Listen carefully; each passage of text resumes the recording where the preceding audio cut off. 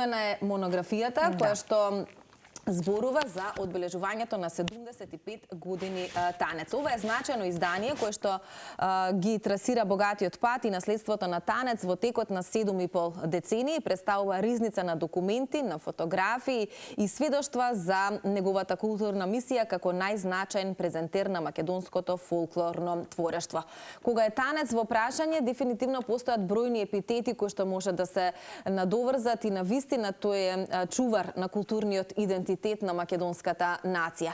Бројни се годините зад нас и бројни се генерациите кои што ја слават или го слават успехот на танец. Веруваме дека и допрва ќе имаме генерации кои што ќе им биде чест да бидат дел од ансамблот танец.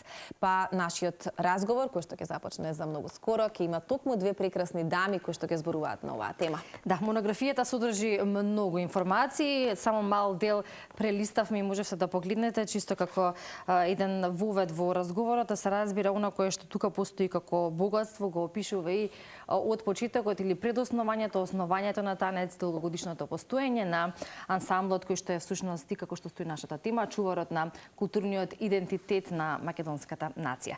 Ќе ни биде задоволство да пренесеме повеќе детали во однос на изработката на монографијата, но и од танец некогаш и денес како се менуваат времињата, како всушност танец представува мост помеѓу минатото и сегашноста, а она кое што се разбира тоа ќе ни го воведат во нашиот разговор или ќе го донесат како информација или така патување се Светлана Кирик, етнолог и антрополог и професор доктор Мирјана Мирчевска. Добро утро и добро дојдовте во Утринска неделна. Добро утро. Добро ви најдовме.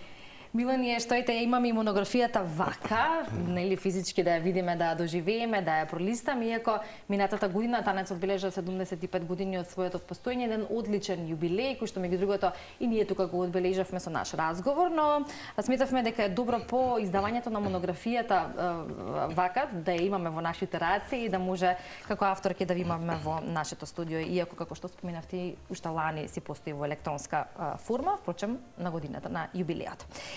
Најважните околности и иницијативата што доведоа до формирањето на танец во далечна 1949 година. Меѓу другото, како и основа пред создавањето, собирањето на народните песни и ора, нешто што представува едно предосновање, поточно една иницијатива за создавање на танец. Па вака, значи ансамбл, како што напомнавте, во далечна 1949 е формиран како институција.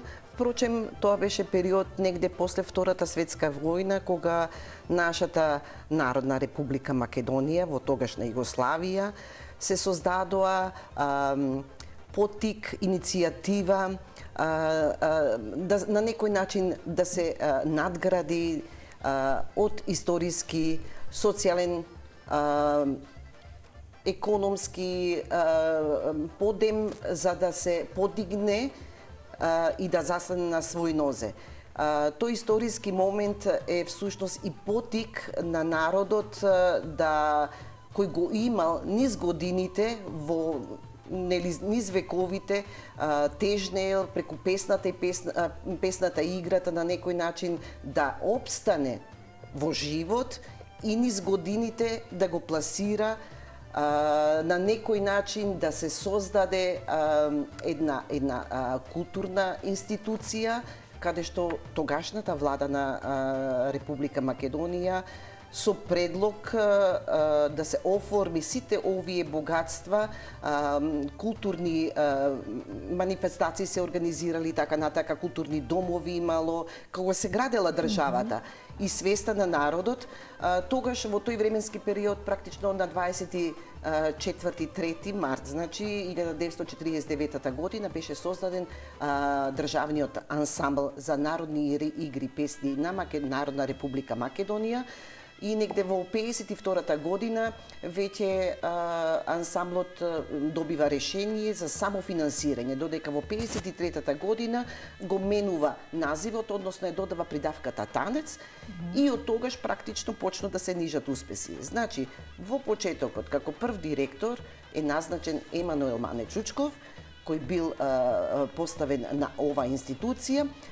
негде во март месец отпочнува практично да се создава една администрација во кој практично се примени 9 вработени и од тогаш, значи како основоположници, заедно со директорот Живко Фирфов и Рафаел Жиковски, на некој начин биле основачи на оваа институција и тие отпочнале да создават планови, да создават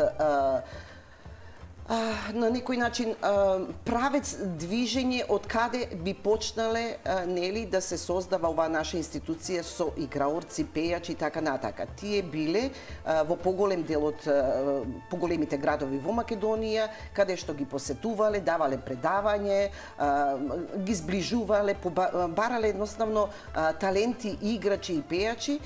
И така да во март месец веќе биле првите 14 вработени во институција, каде што бројката се зголемила до крајот на годината.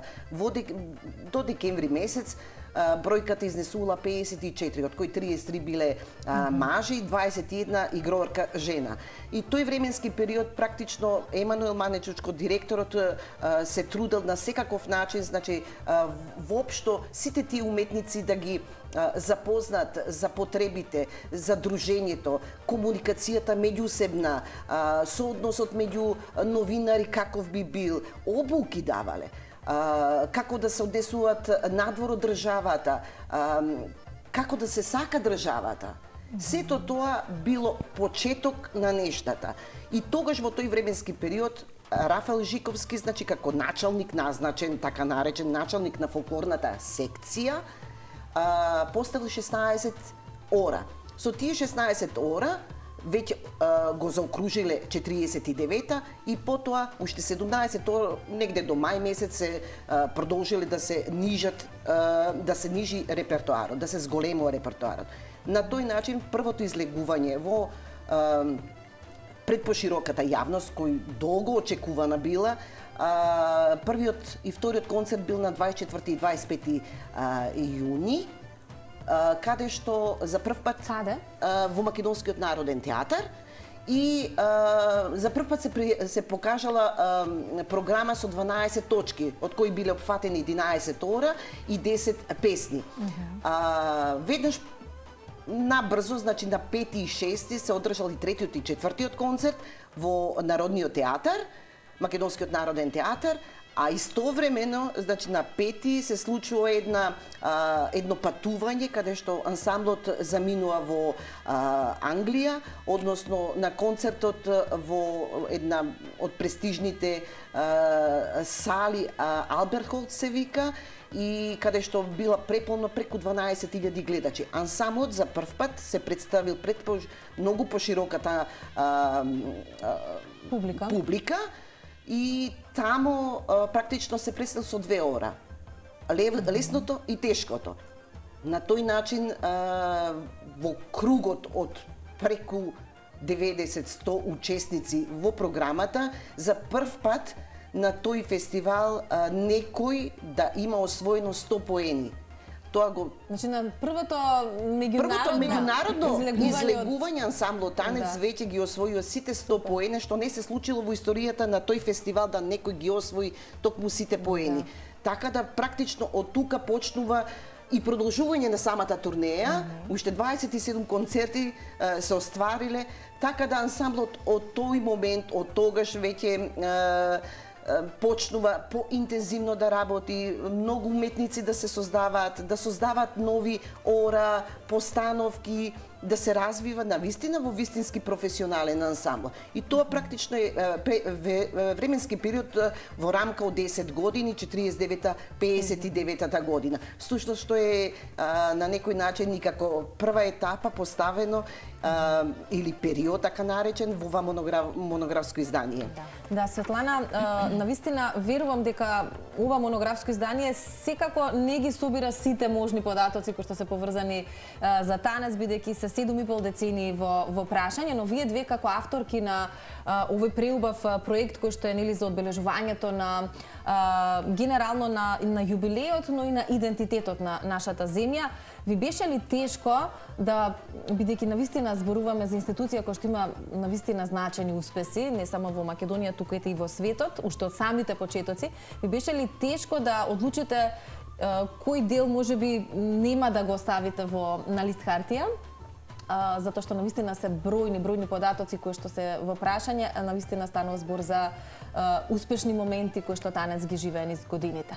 Како одлучувавте, по кој критериум одлучувавте што ќе влезе во монографијата? Ако мене ме прашувате, Па може и вие да земете. тогаш би кажала дека пристапот кој го имаме во оваа монографија не е еднаков со пристапите кои ги имаат претходните автори кои ги правеа монографии за 30-50 години.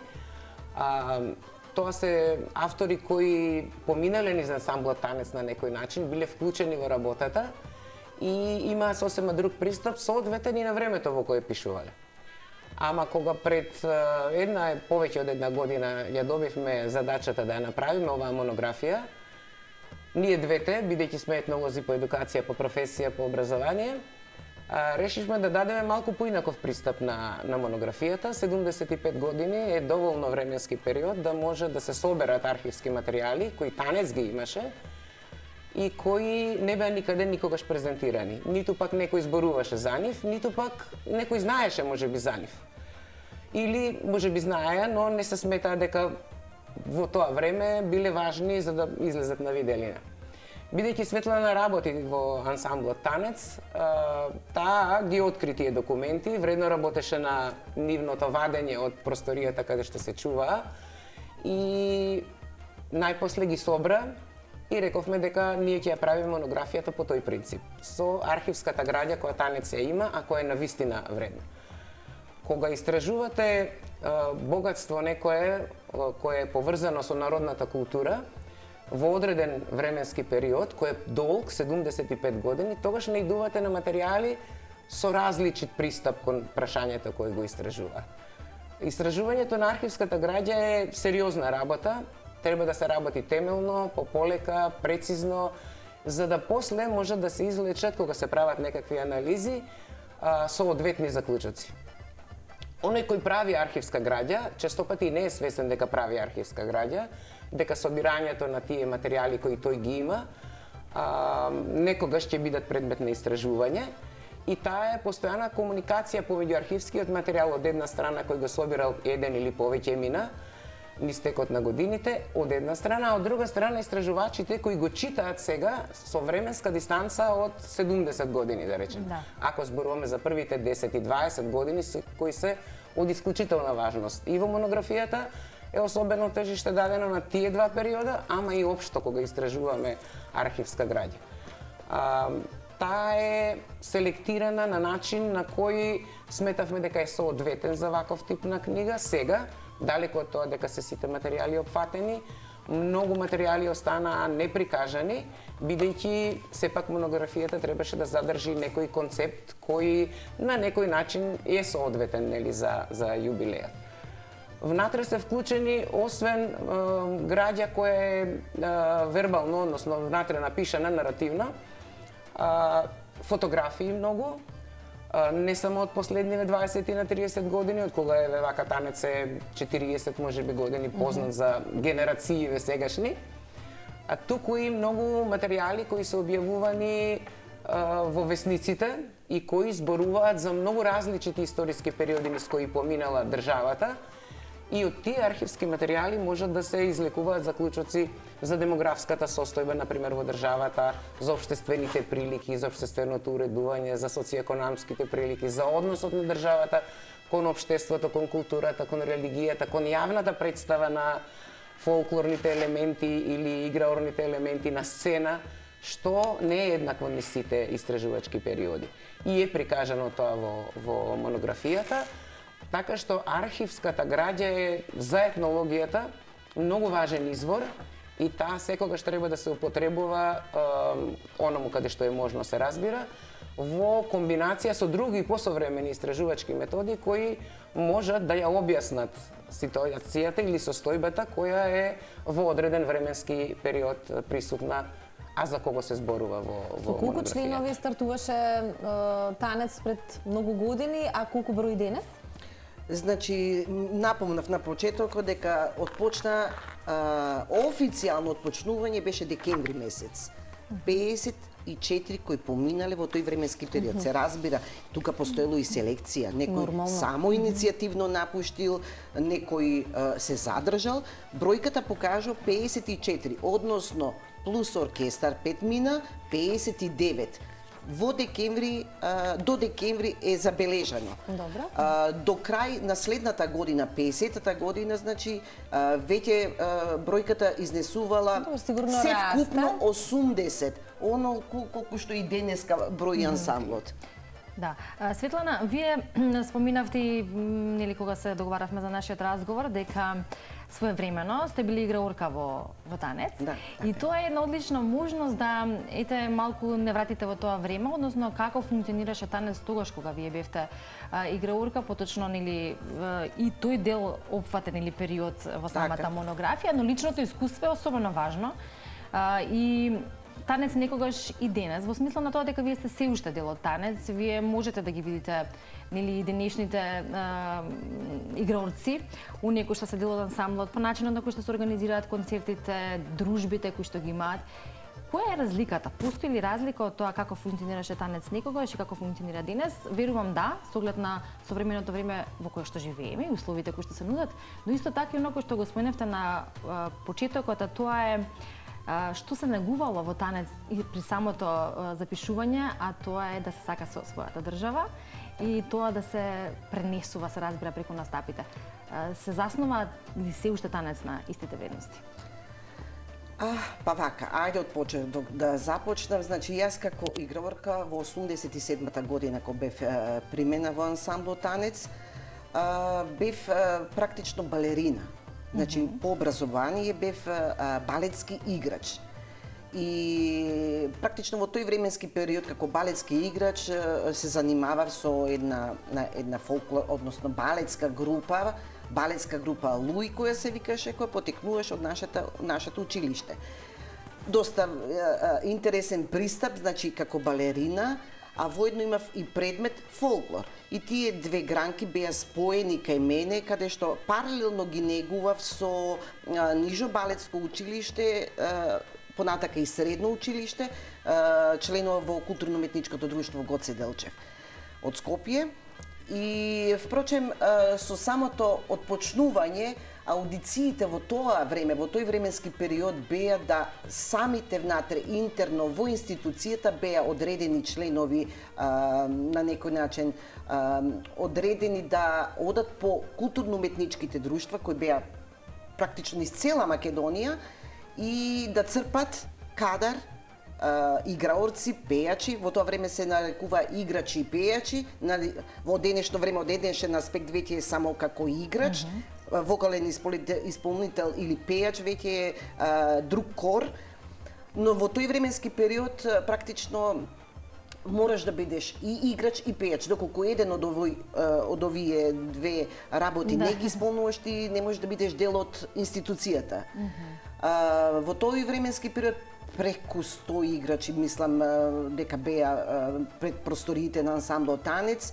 Аудицијата Ѓорѓи Димчевски ја водеше како раководител на оркестарот. Понатака беше еден раководител, сега не ми текнува во моментот, али стануваше збор за еден игрорец кој беше доста вреднуван и почитуван во институцијата. Така да бев примена, односно бевме примени две и на секои 2 години практично се потполнуваше бројката. Во тој временски период, значи, на вистина несомнено влегов во една институција каде што вистински дами, во права смисла на зборот, беа и визуелно, и естетски, како и да кажете, приступачни, значи едни према други, комуникативни, кои тежнеа и сака и правеа на секаков начин да подпомогнат за да се научи таа програма предвидена, за да можеш веднаш да бидеш упатена на сцената. Често пати се случувало да нормално повикош во тој временски период немавме, да речеме, јас кога дојдов имаше раководител и машки раководител. Жените на некој начин сите беа присутни тука, но како да кажам, не им се даваше можноста или шансата за да ги кажат своите вредности и квалитети дека можат на раководна функција да бидат. И практично се случува сето тоа, каде што веќе имам и напомнато во монографијата, тоа се случува во третиот временски период, како трета точка ми е поставена веќе начелно, како што ја градевме оваа монографија, се создаваше. Напомнато е дека генерациите во тој временски период практично се токму таа трета генерација кој датира од 1979 до 99 година, и таа генерација кој се среќава, односно доваѓа како раскрсница или мост на пренесување на традицијата, на информациите, на љубовта, на желбата, на страста, на тагата, на среќата, се опфатено во едно, и сето тоа се пренесуваше преку првите два периода од минатото во сегашноста во следните два периода. Всушност во овој временски период се случува да за прв пат во историјата на ансамблот Танец жената биде истакната на раководна функција. Раководител на детско-младинско студио, асистент во ансамблот на ансамблот, жена се појавува за прв пат во историјата на ансамблот Танец. Исто така во тој временски период се појавува жена кореограф на постановки. Негде во четвртиот период се појавува првата жена инструменталист, воедно била и раководител и асистент, и денеска жената директор. После толку години, 12 години на позиција маж, и сега доваѓа на чело на ансамблот Танец жена. Тоа е нашата директорка Весна Митевска, и навистина е гордост и чест и драго. Воедно ние се разбираме жените. Да. И ние можеме да комуницираме и да си ги скажуваме своите мисли. Сето тоа на некој начин го препозна директорката наша, го виде материјалот богат, виде содржината, се запознавме за сето тоа, ја стекна довербата, го почитуваше сето тоа што го направивме со професорката Мирјана Мирчевска, и шансата ни ја даде. Да, и шансата ја искористите на најдобар можен начин. Апсолутно, да. Јако се минува улогата на жената и со време трењето на и постоењето на Танец. Така. Јас би сакала да го прокоментираме моментот, вие рековте дека и некогаш, но и денес се уште е престиж да се биде дел од Танец. Се уште се има аудиции и посебен начин и кодекс на однесување доколку сте дел од ансамблот на Танец. Затоа верувам дека и за денешните млади генерации навистина е престиж да се биде дел од оваа институција, но што Танец низ овие години го прави да биде двигател, да буквално македонската историја, традиција, фолклорот го донесе на светски сцени? Па вака, би сакала да напомнам на почетокот, пред да ви одговорам на ова прашање, во ова монографско издание се потрудивме со професорката да ги поделиме сите тие периоди, односно предуслов за се појават овие периоди како некој си правец на движење во монографијата, каде што ќе бидат опфатени сите концептни активности, сите ора, кореографии, граѓата внатре, концепт правец на движење. Првично беа отпочнати, истражани 261 со еден збор, терминолошки збор, постановка, кај што опфаќа и ора, изворни, собори, кореографски постановки. Кога се појавија веќе пред нас, тогаш мораше некој пресек да се направи и да се стави некој, нели, патокас, движење по кој би се движеле, каде што би биле апсолутно сите, под наводници сите. Нормално не можеме сите, тогаш би била не би била монографија, него енциклопедија би била. Така да на тој начин се формира сите тие периоди и всушност првично беше поставена како трета компонента дека треба на некој начин да се одвои овој трети период што го назначи вие како мост меѓу генерациите, традицијата и слично и акцент е ставено веќе на жената, улогата на жената. Всушност периодите во почетокот ансамблот танец критериуми навистина постоеле и тие биле ригорозни, навистина ригорозни и ти можеш да ги почитуваш. Доколку не ги почитуваш, не си посветен максимално да посветиш внимание за тоа што си дојден, во тој случај нормално во почетокот договори имале, немале фиксни решени код денеска, од денешен аспект што ги имаме. Може би звучи во тоа време било така непрофесионално. Напротив, ја би рекла многу по-професионално. Каде е мотивацијата? На овој начин ние сега имаме решенија, од една страна викаш... Но и можностите викаш... во тоа време биле други од денес. Апсолутно, апсолутно, сосема различито. И сега, како играч и пејач, кога си примен веќе, доколку не се залагаш, не посветаш внимание, договорот не ти се подобра. Тогаш не заслужуваш да бидеш дел од танец. Затоа што има некој што многу повеќе од тебе. И тогаш, еве јас се сеќам во мојот временски период кога беше аудицијата, на некој начин буквално ко на скенер да си. Од тежина, висина, мерење, ритам, сопаричка, како перцепираш. Јас се сеќавам првото мое појавување, раководителот тогашниот на ансамблот ми вели: ајде малечка, земи и одигре го орото невестинско. Јас прв пат слушнав што е тоа, заради тоа што потекнав од едно културно-уметничко друштво кај што се негуваше егејскиот дел.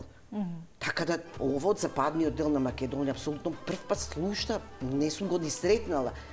Тоа е едно оро каде што бара издржливост, И што се случи тогаш? Што се случи? Се случи да едноставно вика само ти следи ме, ми вели. За рака ме фати, он како чекори, јас чекорам по него. Тука се чувствува дали баланс, движење, стапки, така натака. Благодарение талентот од балетот што јас таа издржливост, стапнување и така натака го поседував како балерине, така да ја као песна го одиграв за прв пат. Тоа се тие предиспозиции, дали може да бидете дел или не може да бидете дел. Сега такви предиспозиции во минатото, значи, јас бев првиот член што има балетска школа. Понатака, од денешен аспект веќе негде чинам од 2006 година веќе отпочнува и една школа, традиционална школа за негување на игра и песна, каде што денеска танец дефинитивно има голем број на уметници, ученици кои го негуват и го сакат и ете предуслов за да дојдат во ансамблот кај нас и нели отпочнат и бидат како професионалци. Може би, не знам, тоа е мое размислување, доколку ваква институција, односно училиште, како што е во Илија Николовски Луј, има во повеќе градови низ Македонија, тогаш би било многу пореално, според мене. Затоа што многу ученици кои живеат во другите средини, од финансиски аспект не можат услови да дојдат, а талентирани се. За да се изедначи, подеднакво да биде пристапот за сите, како што било, да речеме, во мое време, се бирало талент. А не се бирало да имаш балетска или музичка или не знам какво училиште. Со текот на времето нормално се развива и веќе предуслови се менуваат, други имаш и каде што денеска се бара исклучиво да имаш музичко училиште, односно традиционална школа. Да, но школата е едно, а талентот е друго и сосема сте во право. Да, тоа треба да биде една целина или едното без другото не би можело. Ако имаме образование или теорија, секако во пракса талентот треба да се покаже и генерално. Интересно е, ми остави мене лично впечаток, верувам и за оние кои што ќе дојдат до монографијата, како и на кој начин е секоја буква од зборот танец или од самото име на ансамблот представено. татнеш во душата, амблемот на уникатноста, ненадминливи во својата перфекција, единствени во светот на уметноста, целено од професионалност и одговорност кон исконското. Навистина една добра, да речеме, едно добро објаснување или што всушност е значењето на танец, па и од професорки од вас да слушнеме кога се работеше монографијата во соработка заедно со Светлана, што за вас, да речеме, кој период посебно за вас остави впечаток при самата изработка? На што најмногу се задржавте, што ви се виде најинтересно? Голем број фотографии, гледаме црно-бели фотографии во боја. Верувам дека и како авторки на монографијата, сепак одреден дел некако остава посебен впечаток или одреден период. Период секако остава впечаток. За мене барем, јас сум сепак во години кога живее во периодот на социјализмот, значи некаде од 49 до 59 и од 59 до 69, тогаш се најголемите разлики помеѓу сегашниот период и тогашниот период, од проста причина што се работеше за еден друг општествен систем, за едно поинакво општествено уредување, за период кога танец беше формиран, заедно со два други ансамбла во тогашната држава, Коло во Белград, во Србија и Ладо во Загреб, во Хрватска. Значи, тоа се три ансамбли кои државата, значи, оно што порано го нарекувавме сојузно ниво, кој доаѓаше од Белград, тоа сојузно ниво, реши да оформи три ансамбли. И не случајно се одбрани овие три града, овие три народи, овие три републики тогашни, за да формира такви ансамбли.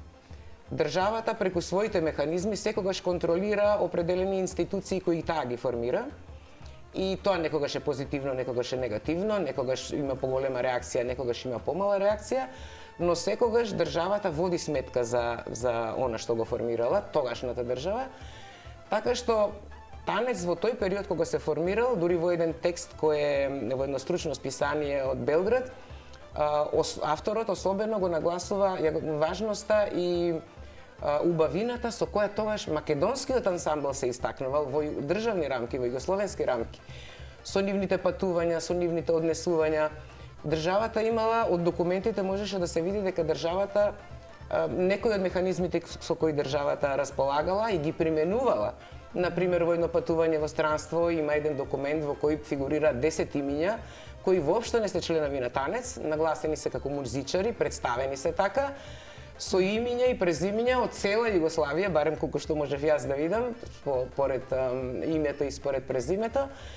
И тие се со ансамблот, патуваат во странство, никој не знае што работат, не играат, не пеат, не свират, но имаат некоја друга улога. Не е само тоа со танец случај, такава е била ситуацијата и со Коло. Во еден документ од Коло стои дека на едно патување во Северна Африка, на турнејата, директорката дава извештај како поминале на турнејата и од финансиски, и од материјален, и од кој доаѓал како публика да ги следи, имало ли некакви проблеми, кои биле тие проблеми. Значи, таа секогаш поставувала некакви рамки во кои треба да се движи таа институција или институциите од овој тип.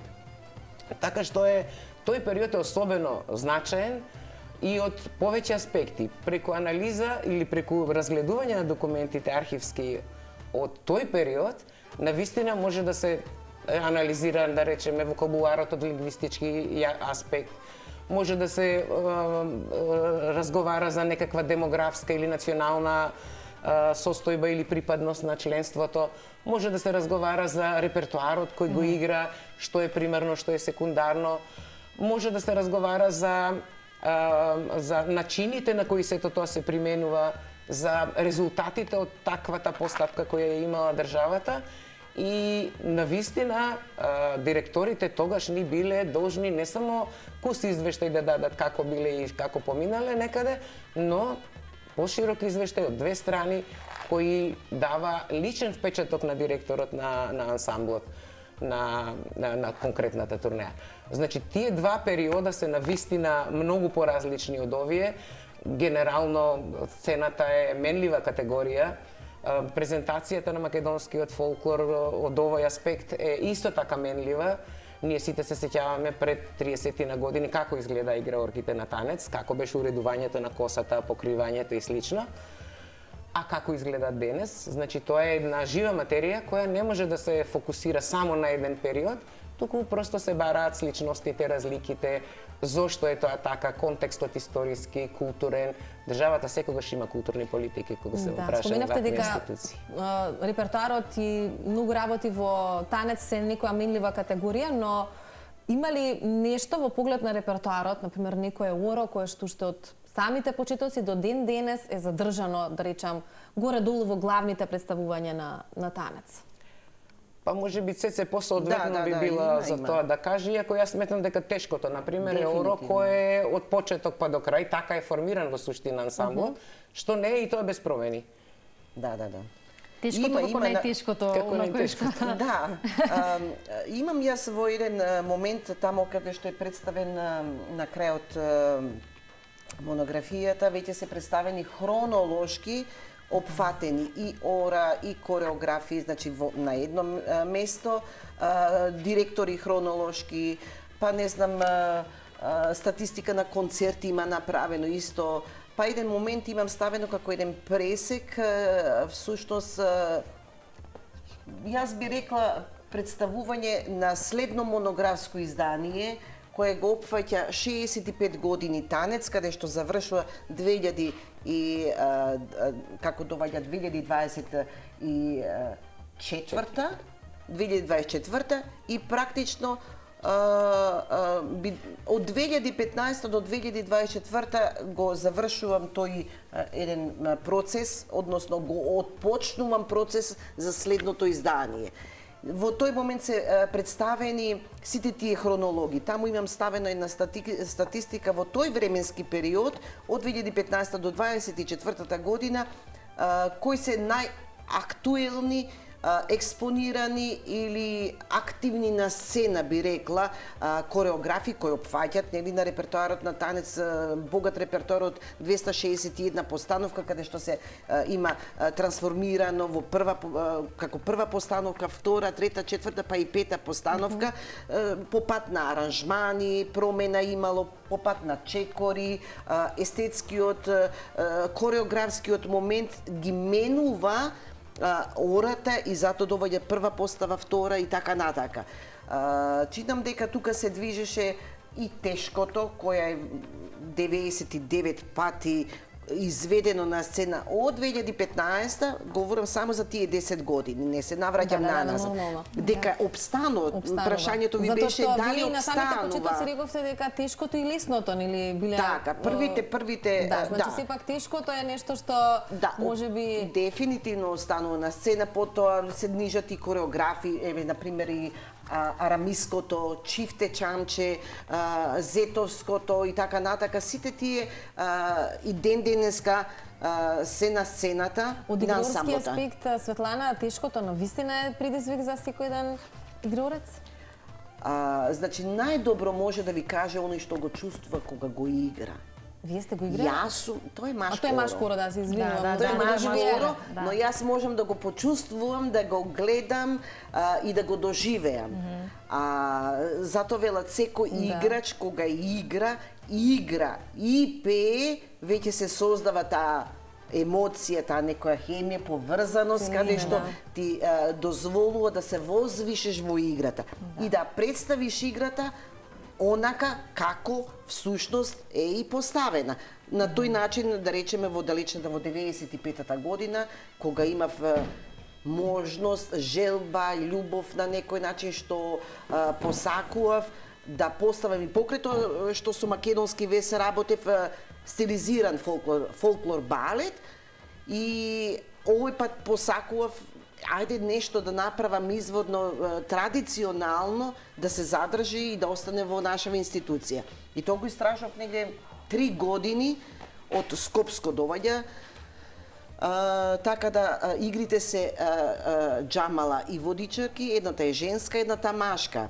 Е тоа доживување веќе преку читање на контакти, комуникација, информатори, првиот информатор нам беше Боривој Джимревски, кај што ми го упати, правецот ми го даде, всушност, како се прави една кореографска постановка, бидејќи јас како млада, 22 години, Не го знаев тој пат, навистини, покрај тоа што меѓусебна комуникација со колегите ги прашам каков е патот за да направиме една кореографија. Сакам.